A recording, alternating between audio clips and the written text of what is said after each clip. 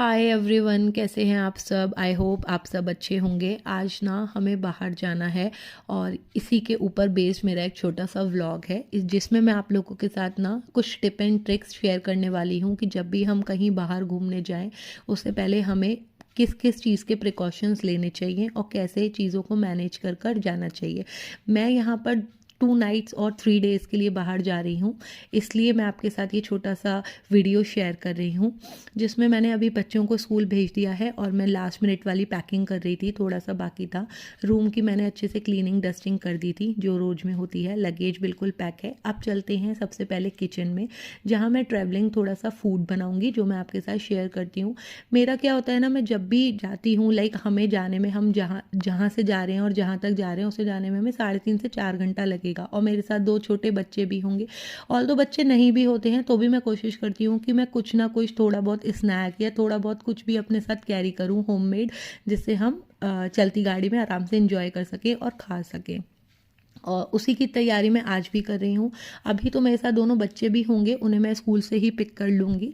और यहाँ ना पहले मैंने सोचा था कि मैं आलू पूड़ी करूँगी, बट मैंने सोचा कि वो तेल गरम करना और उस सब में टाइम जाएगा थोड़ा ज़्यादा, तो मैं क्यों ना आलू के पराठे कर लेती हूँ। सबसे बेस्ट ऑप्शन होता है ट्रैवलिंग फूड में, सबसे पहले ही दिमाग में आता है या तो आलू पूड़ी कर लो या फिर आलू के पराठे। तो मैंने वही ऑप्शन पिक करा है, आलू के पराठे, और मैं वही करने वाली हूँ। बिल्कुल बेसिक से बनाऊँगी जिसमें सिर्फ नमक और गरम मसाला बस, क्योंकि अगर मैंने हल्का सा भी मिर्च वगैरह डाल दिया तो बच्चों के पास एक बहाना रेडी हो जाता है कि मिर्च लग रही है, हमें नहीं खाना, इसलिए। तो यहाँ आलू के पराठे की तैयारी कर रही थी। जब बच्चों के लिए बना रही थी टिफ़िन, उसी टाइम पे मैंने रात का लगा हुआ आटा और उबले हुए आलू बाहर निकाल दिए थे। अभी ये ना बिल्कुल ही रूम टेम्परेचर पे आए नहीं थे, मतलब थोड़ा सा हार्ड हो रहा था, इसको प्रेक करना बहुत मुश्किल हो रहा था, बट फिर भी मैंने करके रख दिया कि ऐसे करने से जल्दी थोड़ा सा टेम्परेचर आ जाएंगे रूम टेम्परेचर पे। और वही सब यहाँ चल रहा है। हम जब भी घर से निकलते हैं हम हमेशा ये सोच कर निकलते हैं कि कहीं रुकेंगे, मज़े से खाएंगे, ये है वो है। लेकिन ना जब भी मेरे पास घर का खाना होता है तो हमें कहीं नहीं रुकना पड़ता। जहाँ हम 4 घंटे में पहुँचते हैं वहाँ हम 3.5 या 3 घंटे में पहुँच जाते हैं, क्योंकि कहीं भी हॉल्ट नहीं लेते हैं। अब यहाँ ना क्या हुआ, जब मैंने आटा देखा तो आटा भी रूम टेम्परेचर पर आया नहीं था, ज़्यादा टाइम लगता, तो मैंने उसको भी पोर्शंस में कर कर रख दिया कि छोटे पोर्शन होंगे तो जल्दी रूम टेम्परेचर पर आ जाएगा। ठंड थोड़ी सी ज़्यादा होती है सुबह के टाइम, तो ऐसे ही होता है। और यहाँ जो आप छोटे 2 अभी बॉक्स देख रहे थे ना, उसमें मैंने क्या करा है, जो भी बचा हुआ सामान है ना, जो मुझे पता है कि अब 2-3 दिन आने के बाद तो वो यूज़ नहीं होगा, तो मैंने उसे छोटे से डिस्पोजेबल में कर लिया है जिससे मैं मेट को दे दूं और वो ख़राब ना हो। तो यही मेरा टिप नंबर 1 था। जब भी आप 2 से 3 दिन के लिए या जितने भी दिन के लिए जाएं और आपको लगे कि फ्रिज में रखा हुआ सामान आके यूज़ नहीं होगा, तो आप प्लीज़ उसे किसी को देकर जाएं जिससे फूड की वेस्टेज ना हो। और यहाँ जब तक अभी वो सब कुछ रूम टेम्परेचर पर आ रहा था, मैंने एक पैन लिया है, उसमें मैंने थोड़े से मखाने रोस्ट होने रख दिए हैं देसी घी में, और उसके साथ में भी थोड़े से कैश्यू नट्स भी डालूंगी। साथ में नहीं डाला है क्योंकि कैश्यू फिर जल जाते हैं। एक मैं फ्रूट बॉक्स बना रही थी। वैसे भी जब भी बच्चे घर पर आते हैं स्कूल से वापस तो मैं उन्हें कोई ना कोई फ्रूट ज़रूर देती हूँ। तो अभी मैंने बास्केट में देखा जो भी 2 फ्रूट अवेलेबल थे वो मैंने कर लिया, और मैं कोशिश कर रही थी कि बास्केट अगर खाली हो जाए तो ज़्यादा अच्छा है।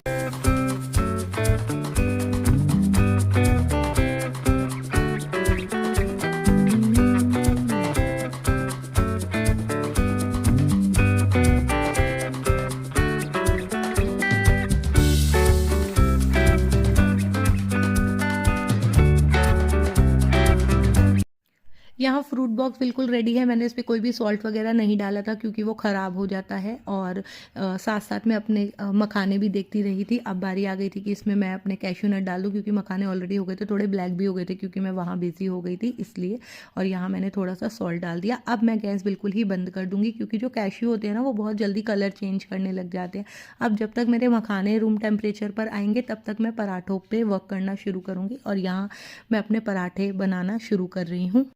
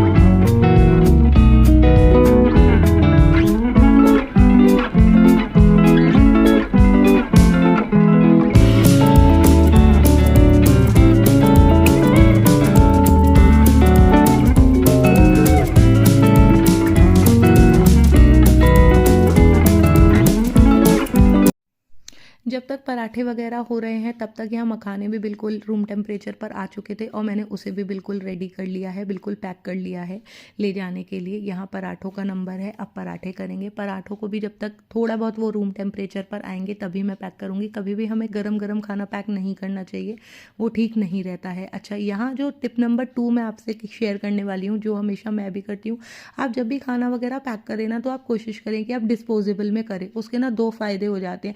एक तो आपको कोई एक्स्ट्रा बैग नहीं कैरी करना पड़ता, जब भी वो ख़त्म हुआ और आप वहीं के वहीं उसे बिन में डाल सकते हैं। और दूसरा, आने के बाद की कोई टेंशन नहीं रहती कि इतने टाइम से पड़ा है, अब उसमें स्मेल वगैरह आ गई होगी या कुछ भी। आप देखिए, मैंने तीनों ही जो भी बॉक्सेस लिए हैं ना डिस्पोजेबल है, मैं वहीं के वहीं यूज़ कर कर उन्हें थ्रो कर सकती हूँ, बिन कर सकती हूँ।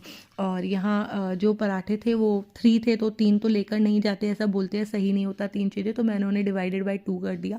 और जो मैंने बॉक्स भी उठाया था ना, वो भी ऐसा नहीं था कि जिसमें पूरा पराठा चला जाए।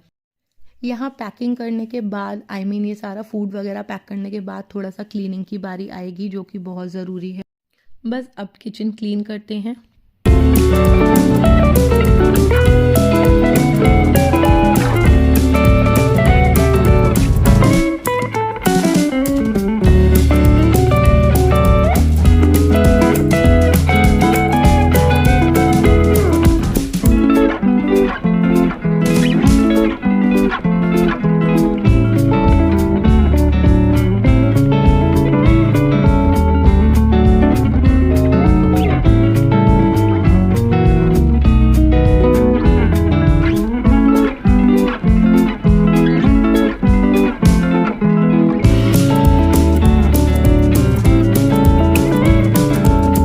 यहाँ बारी है मेरी टिप नंबर 3।